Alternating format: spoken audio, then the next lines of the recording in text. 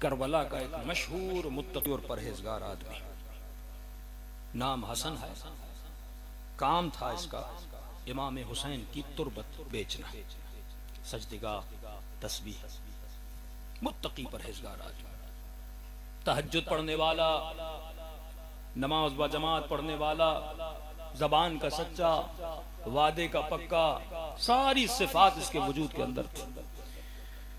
मौला हुसैन के हरम के खुदाम का जो लीडर था वो फोत हो गया। इन्होंने कहा आप जितने भी खादिम हैं उसका जो मॉनिटर होता है, संभालने वाला होता है, वो सीट खाली हो गई।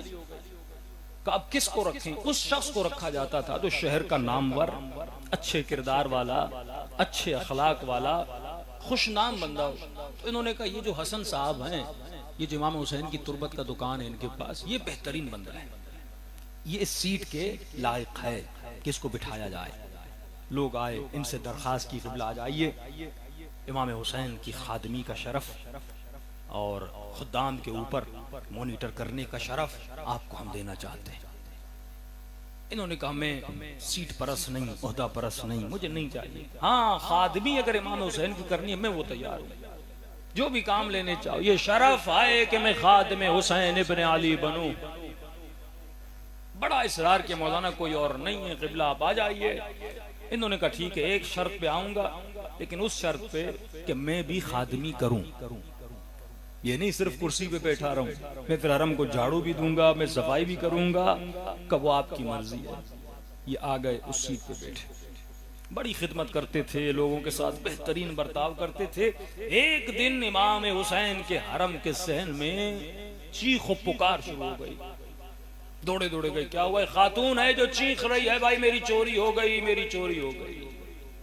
खातून क्या हुआ? का ये कैसा आप हरम इमाम हुसैन को संभाल रहे हैं? आप कैसे, आप कौन है? का मैं खादिमों को संभालने वाला। का आपको जरा बराबर एहसास नहीं, बंदा ज़ियारत के लिए आए और उसका पर्स चोरी हो जाए। मेरी चोरी हो गई, मुझे मेरा पर्स चाहिए। इन्होंने फौरन कहा हरम के दरवाजों को बंद कर दो। दरवाजे बंद कर दिए गए। एक एक आदमी के पास गए, उससे माजरत की, मुझे माफ करना, खातून का पर्स चोरी हो गया है। उन्होंने कहा नहीं, आप बहुत अच्छा काम करें, आप चेक करें। सबको चेक किया, किसी से पर्स न मिला। इन्होंने कहा खातून कितनी रकम थी, कितना पैसा था? मैं आपको सारे पैसे अपनी जेब से वापस करता हूं। खातून ने कहा नहीं, मैं कोई भिखारी नहीं हूं, मेरा मसला तुमसे है कि इमाम हुसैन के हरम में चोरी कैसे हुई। और इससे सख्त बदतमीजी करने लगी। अगर पर्स नहीं मिला मैं दुनिया को कहूंगी कि तुमने चोरी की है।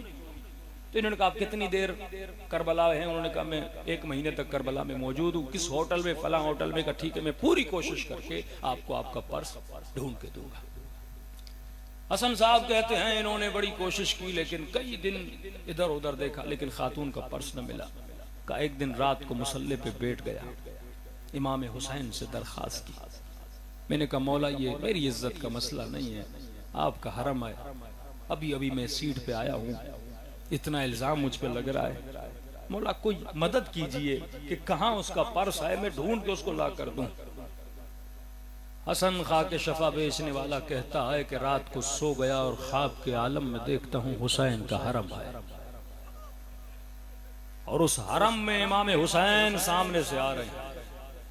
इमाम के हाथ में एक छोटी सी कुर्सी है और सहन के बीच में इमाम उस कुर्सी को रख लेते हैं और उस कुर्सी के ऊपर खड़े हो जाते हैं। मैं दौड़ा दौड़ा इमाम के पास गया। मैंने कहा मौला मुझे बताइए चोर कौन है? खातून बड़ी परेशान है, मैं खुद बड़ा परेशान हूँ, मुझे बताना है उसे, और आप मुझे बताइए, पता बताइए कि वो पर्स कहाँ है। इमाम हुसैन ने मुझे देखा, देखने के बाद कुर्सी के ऊपर खड़े हो गए और कहा लोगों आओ मैं तुझे बताऊं सबसे बड़ा चोर कौन है। आओ हुसैन तुझे बताना चाहता है कि हुसैन का चोर कौन है। कमे जमा हो गए, इमाम बताएंगे। का लोग जमा हो गए, जब में गफीर जमा हुआ, हुसैन ने कहा मेरा सबसे बड़ा चोर ये हसन है। परेशान हो मौला, मैंने कब पर्स चुराया?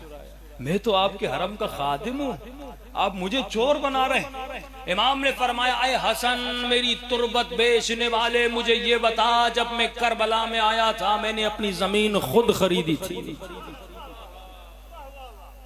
मैंने अपना जिस्म भी किसी गैर की जमीन पे दफन नहीं करवाया था।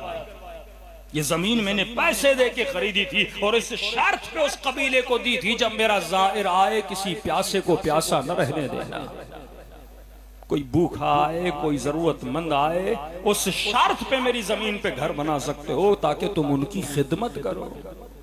का ये बता, पूरी जिंदगी तू मेरी मिट्टी को बेचता रहा, तुमने मुझसे पूछा था ये तुम्हारी मिल्कियत थी, पर मैं सबसे बड़ा चोर तू है जिसने मेरी इजाजत के बगैर, तुमने आज तुम्हारे बदन पे जो लिबास है वो भी मेरी मिट्टी को बेच के मिला है।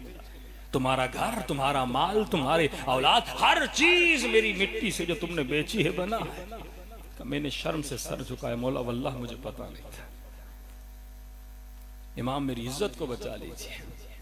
इमाम ने कर रही बात उस खातून के पर्स की, तो वो पर्स मेरे हरम का एक फकीर है, हरम के बाहर रास्ते पे सोता है और माजूर है, उसके बिस्तर के नीचे वो पर्स पड़ा है। जाना, बिस्तर उठाना, पर्स निकालना, लेकिन खबरदार उसकी इज्जत को पामाल न करना। हुसैन किसी की इज्जत को पामाल करना नहीं चाहते, और जब निकलने लगो तो उस फकीर को कहना कि हुसैन ने पैगाम दिया है, तू हुसैन का फकीर है, और हुसैन का फकीर हुसैन के अज़ादारों को अजियत नहीं देता। कहता नींद से उठा, उसी जगह पे गया जो मौला ने कही थी। फकीर सो रहा था, इसने बिस्तर के नीचे से मिट्टी हटाई, पर्स निकाला, जैसे फकीर ने देखा हाथों को जोड़ दिया। का मेरी इज्जत का ख्याल करना, कई सालों से यहाँ रह रहा हूँ, जो चाहिए ले जा, लेकिन मुझे बदनाम न करना। कहा घबराने की जरूरत नहीं, तेरी सिफारिश हुसैन मुझे कर चुका है, बस इतना कहा, तू मेरे दर का फकीर है, हुसैन की इज्जत का ख्याल किया कर। उसके बाद हसन तुरबत फरोश सहन में गए, ऐसे जैसे हुसैन गए, कुर्सी सहन के बीच में लगाई, बुलंद बुलंद आवाज से कहा, लोगों जमा हो जाओ, चोर मिल गया। हुसैन के चोर का पता चल गया। बाजार के लोग, दुकानदार के लोग, खुद्दाम हरम, ज़ाहिर जमा हुए और अलल ऐलान कहा कि लोगों अगर कोई हुसैन का चोर है तो ये हसन है। लोगों ने कहा हसन क्या कह रहे हो? का ख्वाब में हुसैन ने मुझे कहा, का मैंने पूरी जिंदगी हुसैन की मिट्टी को बेचा है, जिसने मुझसे ली है या मुझे माफ कर दे। जितने लोग थे उन्होंने हसन की इस तकवा को देखकर कि बंदा गलती करे लेकिन फिर गलती का इकरार भी करे अपने मौला के सामने, फिर अपनी इस्लाह भी करे, उसके बाद इसने अपना घर बेचा, अपना माल बेचा, अपनी दौलत बेची, सारी दौलत को गरीबों में तकसीम किया।